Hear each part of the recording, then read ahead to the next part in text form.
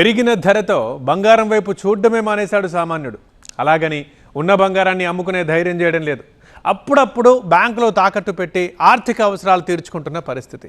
సరిగ్గా అలాంటి వాళ్ళనే టార్గెట్ చేసిన ఇంటి దొంగలు సందు చూసి గోల్డ్ ఆర్నమెంట్స్ని పక్కదారి పట్టించారు. కట్ చేస్తే అసలు దొంగ పత్తా లేకుండా పోయాడు. బాధితులంతా లబోదిబోమని రోడ్డెక్కారు. ఇంతకీ ఏ బ్యాంకులో జరిగింది మోసం?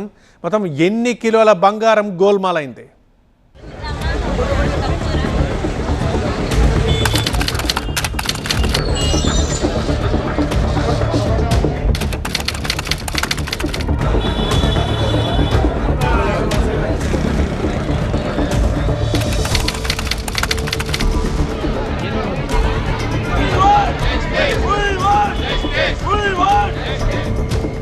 ఈ నెల 6కి ముందు ఈ బ్యాంక్ కార్యకలాపాలు ప్రశాంత వాతావరణంలో సాగేవి. ఎప్పుడైతే ముగ్గురు కస్టమర్లు కుదవపెట్టిన బంగారాన్ని విడిపించుకునేందుకు వెళ్లారో అప్పటి నుంచి ఇలా రణరంగంగా మారిపోయింది.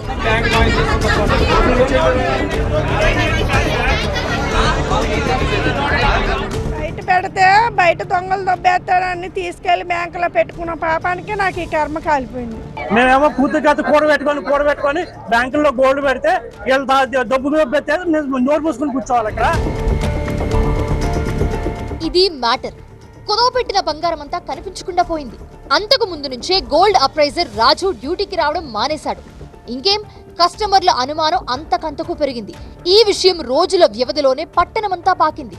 బంగారు రుణాలు తీసుకున్న మిగతా కస్టమర్లు ప్రాణ సంకటంలో పడి బ్యాంకుకు పోటెత్తారు. తమ నగలు సేఫ్ గా ఉన్నాయా లేదా వాటిని చూపించాలంటూ ఆందోళనకు దిగారు.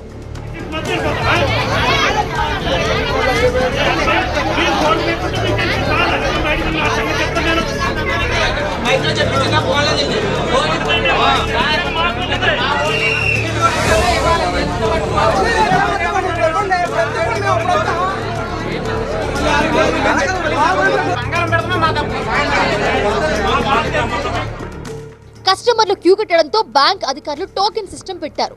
వాళ్ల సమక్షంలోనే చేపట్టిన తనిఖీల్లో విస్తుపోయే నిజాలు వెలుగులోకొచ్చాయి.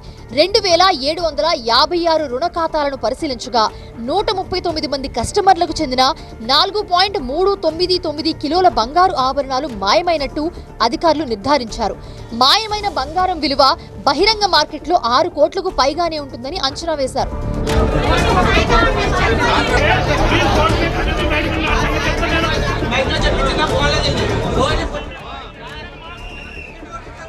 బ్యాంక్ లో తాకట్టు పెట్టిన బంగారం ప్యాకెట్లను ఓపెన్ చేసి చూసుకున్న కస్టమర్లు గుండెలు బాదుకున్నారు.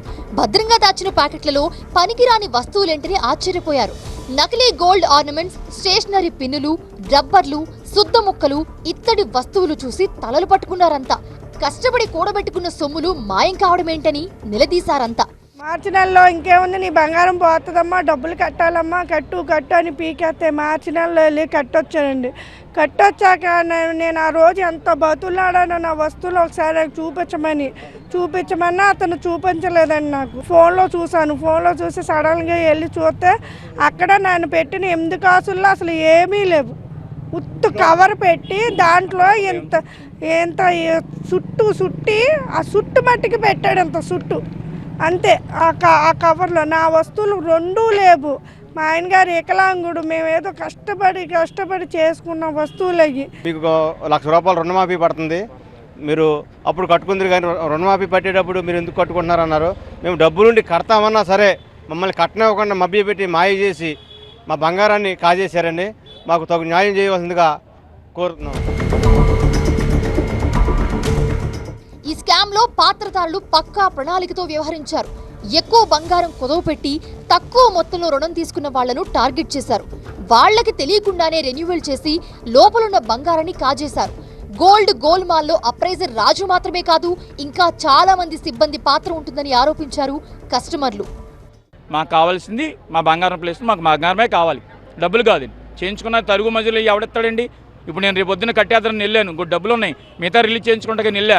3 నెలల తర్వాత అంటాడు. 3 నెలల తర్వాత వడ్డీ ఎవరు కడతారండి? ఎన్ని ఎవరు చూసుకుంటారు? ఒక్కళ్ళ వాళ్ళకి జరిగింది కాదండి. ఇందులో ఆడిటర్లు ఉన్నారు. నెల ఆడిట్ జరుగుద్ది, సంవత్సరంగా ఆడిట్ జరుగుద్ది. సొద్దు మొక్కలు, స్టాబులర్లు ఇవన్నీ కళ్ళు మూసుకున్నారండి బ్యాంక్ అధికారులు. ఆడిటర్లు అయినా కానీ ఎందుకు స్పందించట్లేదు? మాకు సరైనది ఎందుకు ఇవ్వట్లే? నువ్వు 10 రూపాయలు కట్టాలంటే బ్యాంక్ వాళ్ళు ఇల్లు ఇచ్చేస్తాడు. సాధారణ రైతు 10,000 కట్టాలంటే సామాన్ల వస్తువులు బయటపడేస్తారు బ్యాంక్ వాళ్ళు. మరి మా బంగారం మాకు సమాధానం చెప్పాలి కదా. మేము పెట్టింది మాకు ఇచ్చేయమనండి. ఎవరో సమాధానం చెప్పట్లా, వాళ్ళేమో ఇష్టం మాట్లాడుతున్నారు ఉన్నవాళ్ళు. అంత ముందులో కూడా నేను బంగారం విడిపిస్తాను రా బాబు, డబ్బులు తెస్తాను తీయమంటే ఒక వారం ఆగమన్నాడు. ఈ లోపల జరిగిపోయినాయి ఇవన్నీ. మేము అందుకనే కలెక్టర్ గారి దగ్గరికి వచ్చాం న్యాయం చేయమని. కష్టపడి సంపాదించిన సొత్తు మాయం కావడంతో రైతులు, వ్యాపారులంతా న్యాయం కోసం రోడ్డెక్కారు. కలెక్టరేట్ ఎదుట భారీ ధర్నా చేశారు. అనంతరం సమగ్ర విచారణ జరిపించి తమకు న్యాయం చేయాలంటూ జిల్లా కలెక్టర్కు వినతి పత్రం అందించారు.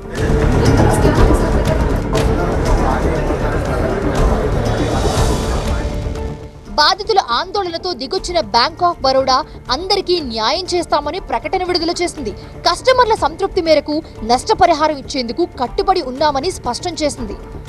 బంగారానికి బంగారం మాత్రమే కావాలి, అలా కాకుండా కరెన్సీ నోట్లు, చెక్కులిస్తే ఒప్పుకోబోమంటున్నారు బాధితులంతా.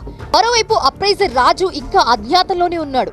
అతను పోలీసులకు చిక్కితే ఈ మొత్తం ఎపిసోడ్లో ఎవరెవరి పాత్ర ఉంది, నొక్కేసిందంతా ఎక్కడ దాచారు, ఎవరి కనుసన్నల్లో ఇదంతా జరిగిందన్న విషయాలు వెలుగులోకొచ్చే ఛాన్స్ ఉంది.